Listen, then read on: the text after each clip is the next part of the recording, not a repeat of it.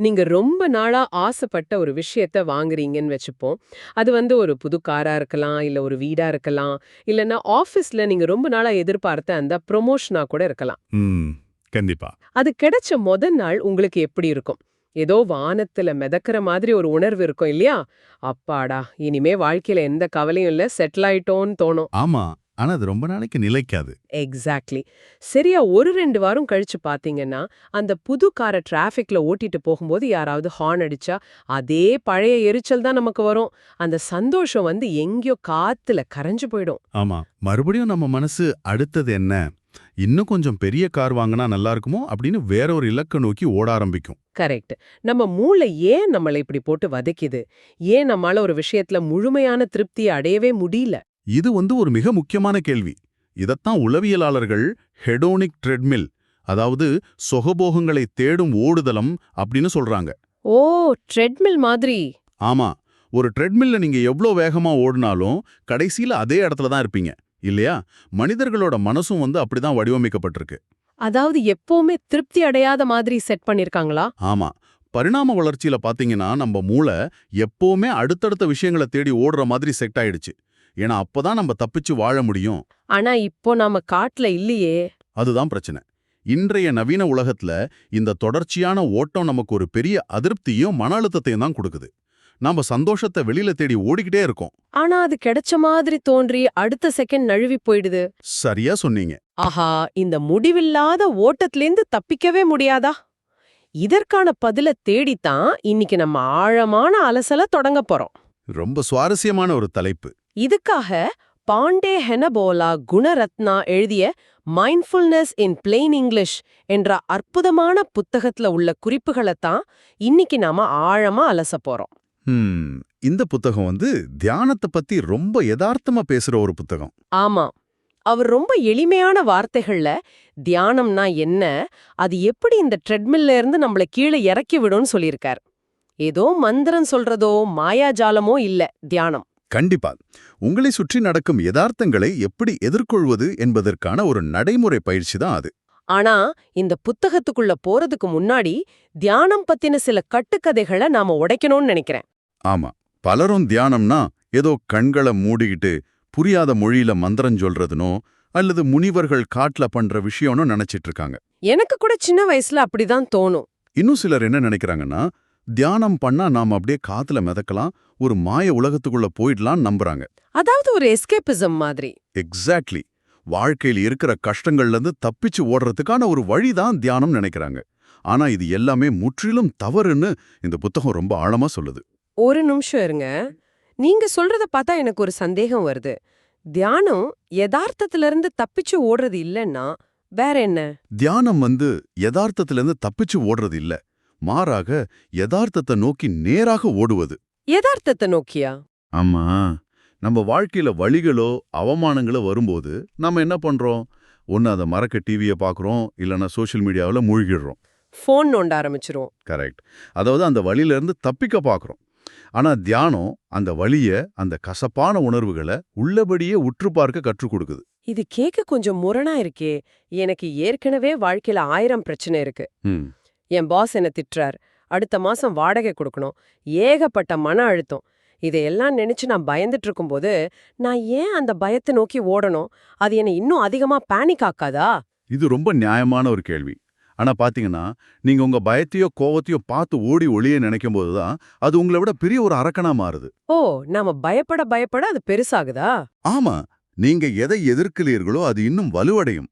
ஆனா தியானத்துல நீங்க என்ன பண்றீங்கன்னா, அமைதியா உட்கார்ந்து அந்த பயத்தை ஒரு பார்வையாளனா கவனிக்கிறீங்க. ஜஸ்ட் வேடிக்கை பாக்குறது. எக்ஸாக்ட்லி. ஓ, எனக்கு பயமா இருக்கு, என் நெஞ்சு படபடக்குது, மூச்சு வேகமாகுது அப்படின்னு எந்த தீர்ப்பும் எழுதாம அதை அப்படியே ஏத்துக்கிறீங்க. அது தப்போ சரியோ அப்படியே ஏத்துக்கிறது. ஆமா. இப்படி நீங்க உங்க உணர்வுகளை உள்ளபடியே பார்க்கும்போது அந்த பயம் உங்களை விட்டு விலக ஆரம்பிக்கும். ஏன்னா நீங்க வேற, உங்க உணர்வுகள் வேறங்கிற இடைவெளி உங்களுக்கு புரிய ஆரம்பிக்கும். ஆஹா! அப்போ தியானம் நம்மளோட ஈகோவ, அந்த நான், எனது அப்படிங்கிற எண்ணத்தை அழிக்குதுன்னு சொல்லலாம். கண்டிப்பா. இதனாலதான் தியானம் சுயநலமானது இல்லைன்னு சொல்றாங்க. எனக்கு இப்போ ஒரு ஒப்புமை தோணுது. அப்படியானால் தியானம் என்பது ஒரு தலைவலி வந்தா நாம போடுற வலி நிவாரணி மாத்திரை கிடையாது இல்லையா? சொல்லுங்க. வலி நிவாரணி மாத்திரை போட்டா ஒரு 2 மணி நேரத்துக்கு வலி தெரியாது. ஆனா வியாதி அப்படியே தான் இருக்கும். தியானம் என்பது நோயின் மூல காரணத்தையே கண்டுபிடிச்சு குணப்படுத்தும் ஒரு அறுவை சிகிச்சை மாதிரி. நான் சொல்றது சரியா? மிகச் சரியான ஒப்புமை. தியானம் மனதின் ஆழத்தில் உள்ள சிக்கல்களை வேரோடு அகற்றும் அறுவை சிகிச்சை தான். அதுக்கு கொஞ்சம் வலிக்கும் தான். ஆமா, வலி நிவாரணி மாத்திரை உடனடி ரிலீஃப் கொடுக்கும். ஆனா அறுவை சிகிச்சை அப்படி இல்ல. அதுக்கு நேரம் எடுக்கும், கொஞ்சம் வலியும் இருக்கும். ஆனா அது நிரந்தர தீர்வு தரும். ஒரே நாள்ல ரிசல்ட் கிடைக்காது. அதனால தான் தியானம் என்பது ஒரே இரவில் நடக்கும் மேஜிக் அல்ல, இதற்கு அதீத பொறுமை தேவைன்னு புத்தகம் வலியுறுத்துது.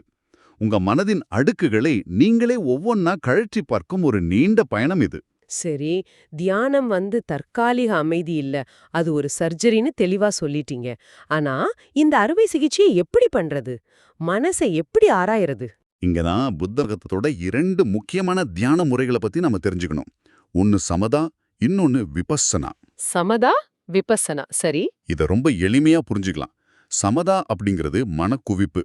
அதாவது உங்க மொத்த கவனத்தையும் ஒரே ஒரு புள்ளியில நிறுத்துறது. ஓ, கான்சென்ட்ரேஷன் மாதிரி. ஆமா, இது எவ்வளவு சக்தி வாய்ந்ததுன்னா, நீங்க ஆழமான சமதா தியானத்துல இருக்கும்போது உங்களுக்கு வெளியில நடக்கிற எந்த சத்தமும் கேட்காது. முழுமையான அமைதி கிடைக்கும். இது கேக்க ரொம்ப நல்லா இருக்கே. அப்புறம் ஏன் நாம விபஸ்ஸனா பத்தி பேசணும்? ஏன்னா இந்த சமதா தியானம் தரக்கூடிய அமைதி நிரந்தரமானது கிடையாது. இது ஒரு உருப்பெருக்கி லென்ஸை வச்சு சூரிய ஒளிய ஒரே புள்ளியில குவித்து ஒரு காகிதத்தை எரிக்கிற மாதிரி. ஓஹோ. அந்த வெளிச்சம் ரொம்ப பிரகாசமா இருக்கும். ஆனா அதனால அந்த காகிதத்தோட உண்மையான தன்மை என்னன்னு உங்களுக்கு தெரியாது. தியானத்தை விட்டு நீங்க எழுந்திருச்ச அடுத்த நிமிஷமே உங்க பழைய கோவமும் கவலையும் மறுபடியும் வந்துடும். அப்போ விபஸ்ஸனா எப்படி வேலை செய்யுது? லென்ஸ் மூலமா காகிதத்தை எரிக்கல, பதிலா அந்த காகிதத்தோட ஒவ்வொரு அணுவையும் அதோட உண்மையும் ஆராய்ந்து பாக்குறீங்க. மனதிற்குள் என்ன நடக்கிறது என்பதை எந்த விருப்பும் இல்லாமல் ஒரு சாட்சியாக இருந்து கவனிப்பது இல்லையா? எக்ஸாக்ட்லி, இதுதான் உண்மையான விடுதலையை தரும். இத விளக்குறதுக்கு அந்த புத்தகத்துல ஒரு அற்புதமான ஒப்புமை ஒன்னு இருக்கு. ஒரு காட்டு யானைய பழக்குவது. ஆமா, ரொம்ப பிரபலமான உதாரணம் இது. நம்மளோட கட்டுக்கடங்காத மனம்தான் அந்த காட்டு யானை. காட்டுல இஷ்டத்துக்கு சுற்றி திரிஞ்ச அந்த யானைய கிராமத்துக்கு கொண்டு ஒரு தூண்ல கட்டி போடுறோம். இப்ப அந்த யானை என்ன பண்ணும்? ரொம்ப கோவப்படும், திமிரும், கத்தும், அந்த கயிற்ற அறுத்துட்டு ஓட பாக்கும். இங்க விழிப்புணர்வு தான் அந்த யானைய கட்டும் உறுதியான கயிறு. சரியா சொன்னீங்க. நாம சுவாசிக்கும் மூச்சு தான் அந்த யானை கட்டப்பட்டிருக்கும் அசையாத தூண். யானை எவ்வளவுதான் திமிரினாலும் அந்த தூண் அசையாது. கடைசியில வேற வழி இல்லாம அந்த யானை மெதுவா அந்த தூண்லயே அமைதியா நிக்க பழகிடும். நம்ம மனசும் அப்படிதான் இல்லையா? ரொம்ப அழகான விளக்கம். அந்த காட்டு யானை ஆரம்பத்துல காட்டுற மூர்க்கத்தனம் தான் நாம கண்களை மூடி உட்கார்ந்த உடனே நம்ம மனசுல எழும் 1000 எண்ணங்கள். ஆனா இங்க எனக்கு ஒரு சந்தேகம் வருது. யானைய கட்ட நிறைய தூண்கள் இருக்கும்போது ஏன் குறிப்பா மூச்சு அப்படிங்கிற தூணை மட்டும் தேர்ந்தெடுக்கணும்? இது நிறைய பேருக்கு வர்ற சந்தேகம்தான். வேற ஏதாவது ஒரு விஷயத்தையோ அல்லது ஒரு கடவுளின் உருவத்தையோ மனசுல நினைக்கலாமே. அதுக்கு சில ஆழமான உளவியல் ரீதியான காரணங்கள் இருக்கு. முதலாவது, மூச்சு என்பது இலவசம். நீங்க எங்க போனாலும் அதை உங்க கூடவே எடுத்துட்டு போலாம். அதுக்கு எந்த உபகரணமும் தேவையில்லை. ஆமா, அது ஒரு நல்ல பாயிண்ட். இரண்டாவதாக பாத்தீங்கன்னா, மூச்சு என்பது ஒரு கருத்து அல்லது கற்பனை அல்ல, அது ஒரு நேரடி யதார்த்தம். நீங்க ஒரு உருவத்தையோ ஒரு தத்துவத்தையும் நினைச்சு தியானம் பண்ணா அது உங்க கற்பனையா மாறிடும். ஓ, மூச்சு யதார்த்தத்துல இருக்கு. ஆமா, அதை விட முக்கியமா மூச்சை கவனிக்கும் போது நீங்க நிகழ்காலத்துல இருக்கீங்க. உங்களால கடந்த கால மூச்சையோ எதிர்கால மூச்சையோ கவனிக்க முடியாது. இந்த நொடியில நடக்கிற மூச்சை மட்டும்தான் கவனிக்க முடியும். கரெக்ட். எப்போ நீங்க மூச்சை கவனிக்கிறீங்களோ அப்போ நீங்க யதார்த்தத்துல இருக்கீங்கன்னு அர்த்தம். சரி, யானைய தூண்ல கட்டணும், அதாவது மனதை மூச்சுல நிலைநிறுத்தணும்னு சொல்லிட்டீங்க. இது தியரியா கேட்க ரொம்ப நல்லா இருக்கு. ஆனா பிராக்டிக்கலா கஷ்டம், அதானே?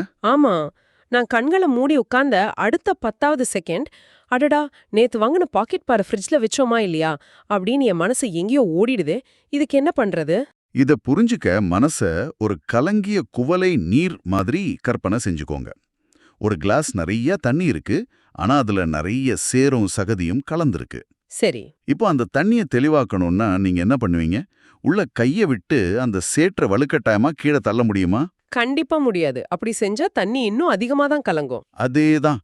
உங்க மனசுல கெட்ட எண்ணங்களோ அல்லது கவனச்சிதறலோ வரும்போது, ஐயோ நான் இப்படி யோசிக்க கூடாது, நான் மூச்சை மட்டும்தான் கவனிக்கணும் அப்படின்னு நீங்க உங்க எண்ணங்களோட சண்டை போட்டீங்கன்னா, மனசு இன்னும் அதிகமா தான் குழங்கும். ஆமா, அப்ப என்ன செய்யணும்? அந்த கலங்கிய குவளைய எந்த அசைவுமின்றி அமைதியா ஒரு இடத்துல வைங்க. கொஞ்ச நேரத்துல அந்த சேறு தானாகவே மெதுவா கீழ தங்கி நீர் தெளிவாயிடும். ஓ, அமைதியா விட்டாலே சரியாயிடுமா?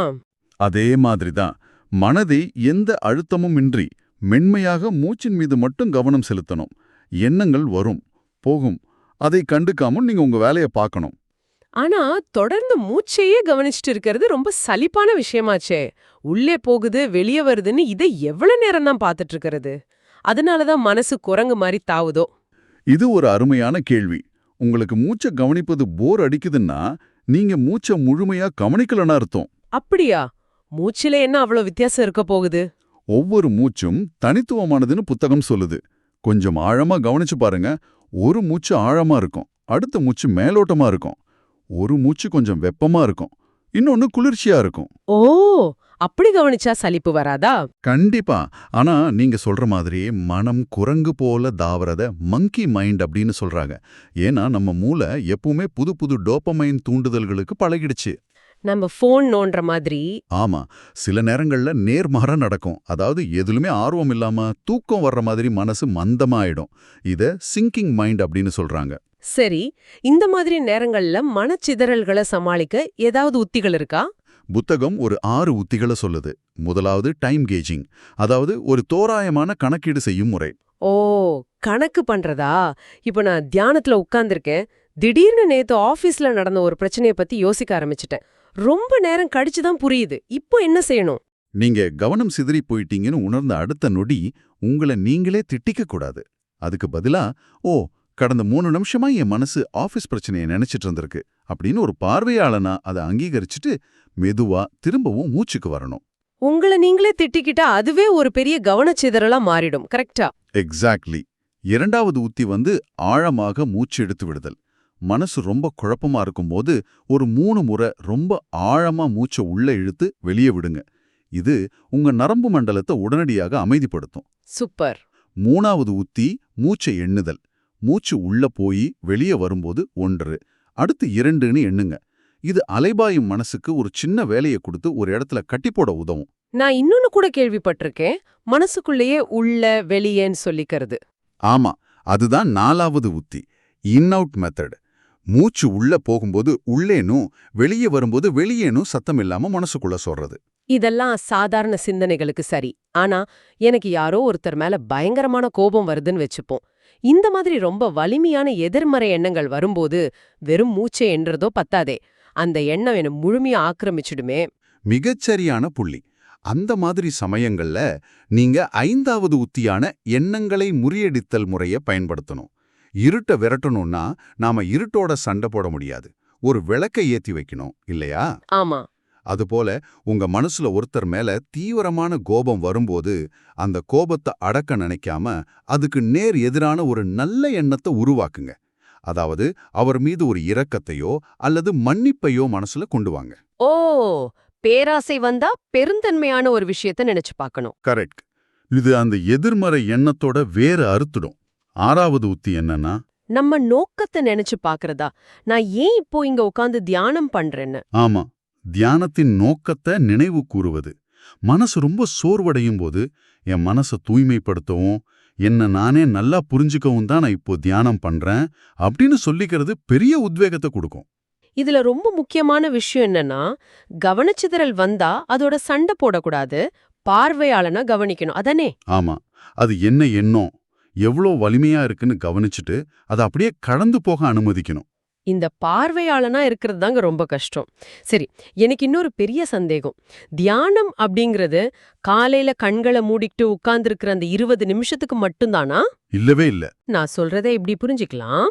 ஒரு பியானோ கத்துக்கிற மாணவர் தினமும் காலையில விரல் பயிற்சிக்காக ஸ்கேல்ஸ் வாசிப்பார். ஆனா அந்த பயிற்சி எதற்காக? அவர் மேடையில ஒரு பெரிய கச்சேரியில சிறப்பா வாசிக்கணும் அப்படிங்கறதுக்காக தான். அதுபோல உட்கார்ந்து செய்யும் தியானம் வெறும் ஸ்கேல்ஸ் பயிற்சி மாதிரி தானா? உண்மையான மேடை அப்படிங்கிறது நம்ம அன்றாட வாழ்க்கை தானே. நீங்க சொல்றது 100% உண்மை. தியானம் அப்படிங்கிறது குஷன் மேல உட்கார்ந்திருக்கிற அந்த 20 நிமிஷத்தோட முடிஞ்சிடுச்சுன்னா அதுல எந்த பிரயோஜனமும் இல்ல. அது நம்ம அன்றாட வாழ்விலும் தொடரணும். ஆமா, உதாரணமா நடக்கும்போது செய்யும் தியானம். நீங்க சும்மா ஒரு இடத்திலிருந்து இன்னொரு இடத்துக்கு நடக்கும்போது உங்க கால் தரையில படுற உணர்வு, உங்க தசைகள் அசைகிற விதம், காத்து உங்க மேல படுறது, இது எல்லாத்தையும் முழு விழிப்புணர்வோட கவனிக்கலாம். ஏன், நீங்க காலையில குடிக்கிற ஒரு கப் டீயை கூட தியானமா மாத்தலாம். டீ குடிக்கிறது தியானமா மாத்துறதா? அது எப்படி? ரொம்ப சுலபம். இத ஸ்லோ மோஷன் ஆக்டிவிட்டின்னு சொல்லுவாங்க. அந்த டீ கப்பை நீங்க கையில எடுக்கும்போது உங்க விரல்கள்ல ஏற்படுற சூடு, அந்த டீயோட வாசனை, முதல் மிடறு குடிக்கும்போது அந்த சுவை நாக்குல படுற விதம், இதையெல்லாம் ரசிச்சு குடிக்கணும். ஆமா, எந்த அவசரமும் இல்லாம முழுமையா உணர்ந்து ரசிக்கிறது. கடந்த கால கவலையோ அடுத்ததும் ஆபீஸ்ல என்ன வேலை இருக்குங்கிற அவசரமும் இல்லாம அந்த ஒரு நொடிய முழுமையா வாழ்வதுதான் உண்மையான விழிப்புணர்வு தியானம். அட, இது ரொம்ப சுவாரஸ்யமா இருக்கே. வாழ்க்கையின் ஒவ்வொரு நொடியும் இப்படி விழிப்புணர்வோட வாழ்ந்தா நம்ம முன்னாடி பேசின அந்த ஹெடானிக் ட்ரெட்மில்ல இருந்து ஈஸியா கீழே இறங்கிட முடியும். சரி, தியானத்தோட இறுதி கட்டம், அந்த அல்டிமேட் கோல் என்ன? சும்மா சில்லா இருக்கிறது தானா? இல்லவே இல்ல. தியானத்தோட இறுதி இலக்கு வெறும் மன அமைதி மட்டும் கிடையாது. அதோட உச்சக்கட்ட நிலை மெட்டா அப்படின்னு சொல்லப்படும் அன்பான நட்பு, லவ்விங் ஃப்ரெண்ட்லினஸ். ஆமா, நீங்க தியானத்துல ஆழமா போக போக உங்க மனசுல இருக்கிற ஈகோ, அதாவது நான், எனது அப்படிங்கிற சுவர் மெதுவா உடைய ஆரம்பிக்கும். அந்த சுவர் உடைஞ்சதும் உங்களை சுத்தி இருக்கிற எல்லார் மீதும் ஒரு ஆழமான இரக்கமும் அன்பும் இயல்பாகவே உருவாகும். இதுக்கு அந்த பார்வையற்றவர் கதை நல்லா இருக்கும்னு நினைக்கிறேன். ஆமா, ஒரு பார்வையற்றவரும் கால்கள் இல்லாத ஒரு மாற்றுத்திறனாளியும் தனியா இருந்தா அவங்களால எந்த வேலையும் செய்ய முடியாது. ஆனா சேர்ந்தா பார்வையற்றவர் அந்த மாற்றுத்திறனாளிய தன் தோள்ல தூக்கி வச்சுக்கிட்டா ஒருத்தர் வழியை காட்டுவார், இன்னொருத்தர் நடப்பார். 2 பேரோட குறையும் மறைஞ்சு ஒரு முழுமையான செயல் நடக்கும். நம்ம மனசும் உடலும் கூட அப்படிதான். கரெக்ட். உடலால சிந்திக்க முடியாது, மனசால நகர முடியாது. ஆனா இரண்டும் இணையும் போது எல்லாம் சாத்தியமாகுது. அதே மாதிரிதான் ஈகோ இல்லாம நாம மற்ற மனிதர்களோட இணையும் போது இந்த உலகமே ஒரு அழகான இடமா மாறுது. ஈகோ இல்லைனா நாம எல்லார் கூடயும் அன்பா இருக்கலாம் தான். ஆனா யாராவது நம்மள கடுமையா விமர்சனம் செஞ்சா உடனே கோவம் வருமே, அதை எப்படி இந்த மெட்டா மனநிலையில எதிர்கொள்றது? அங்கதான் விழிப்புணர்வு நமக்கு உதவுது. ஒருத்தர் உங்க குறைய சுட்டி காட்டுறாருன்னா அவர் உங்களை நீங்களே திருத்திக் கொள்ள ஒரு வாய்ப்பு தர்றாருன்னு அர்த்தம். ஓ, அவரை ஒரு எதிரியா பார்க்காம? ஆமா, அவரை உங்களுக்கு ஒரு புதையில வழிகாட்டும் வரைபடத்தை கொடுப்பவராக எண்ணி நீங்க மனதார நன்றி கூறணும்னு புத்தகம் சொல்லுது. இதுதான் மெட்டா மனநிலையின் உச்சம், உங்களை காயப்படுத்துபவர்கள் மீதும் அன்பு செலுத்துவது. உண்மையாகவே இது ஒரு ஆழமான சிந்தனை தான். நம்ம அன்றாட வாழ்க்கையில இத பின்பற்ற ஆரம்பிச்சாலே பல பிரச்சனைகள் காணாம போயிடும். சரி, நாம இந்த ஆழமான அலசலின் இறுதி பகுதிக்கு வந்துட்டோம். நீங்க இதை கேட்டுட்டு இருக்கீங்கன்னா உங்களுக்கு ஒரு புதிய சிந்தனையை நான் விதைக்க விரும்புறேன். நாம இவ்ளோ நேரம் எண்ணங்களை கவனிப்பது பத்தி எல்லாம் பேசணும். ஆனா இத கொஞ்சம் வேற கோணத்துல யோசிச்சு பாருங்க. உங்க எண்ணங்கள், உங்க கோபம் எல்லாமே வானத்துல மிதந்து போற மேகங்கள் மாதிரி தான் வச்சுப்போம். மேகங்கள் வரும், போகும். உங்க எண்ணங்களும் அப்படிதான். அப்படியானால் ஒரு நிமிஷம் உங்களை நீங்களே கேட்டுக்கோங்க. அந்த எண்ணங்கள் நீங்க இல்லைனா அந்த மேகங்களை அமைதியா நின்னு வேடிக்கை பார்த்துட்டு இருக்கிற அந்த நீங்க யார்? கோபமும் நீங்க இல்லைனா உள்ளுக்குள்ள இதெல்லாம் கவனிச்சுட்டு இருக்கிற அந்த சாட்சி, த வாட்சர் யார்? இத பத்தி இன்னைக்கு நீங்க தனியா இருக்கும்போது கொஞ்சம் ஆழமா சிந்திச்சு பாருங்க. இப்போது வீடியோவின் இறுதி பகுதி. இவ்ளோ நேரம் கேட்டதுக்கு ரொம்ப நன்றி. இந்த Tamil voice reads channel monetisation இல்லாம தான் நடக்குது. இந்த ஆடியோ புத்தகம் உங்களுக்கு பயன் தருது என்று நினைத்தால் இந்த முயற்சி தொடர்ந்து போக உங்க ஆதரவு மிகவும் உதவும். என்னுடைய இந்த முயற்சிக்கு நன்கொடை அளிக்க விருப்பம் இருந்தால் டிஸ்கிரிப்ஷன்ல கொடுக்கப்பட்டுள்ள UPI ID மூலம் வழங்கலாம். உங்களால் முடிந்த அளவு போதும். சிறிய ஆதரவும் பெரிய உதவிதான். இந்த வீடியோ உங்களுக்கு பயனுள்ளதாக இருந்தால் சப்ஸ்கிரைப் பண்ணுங்க, மற்றவர்களுக்கும் பகிர்ந்து கொள்ளுங்கள். இந்த கருத்துக்கள் அவர்களுக்கும் தேவையாக இருக்கலாம். லைக் பண்ணுங்க, உங்க கருத்துக்களை கமெண்ட்ல பகிருங்க. மனப்பூர்வமான நன்றி. நன்றி.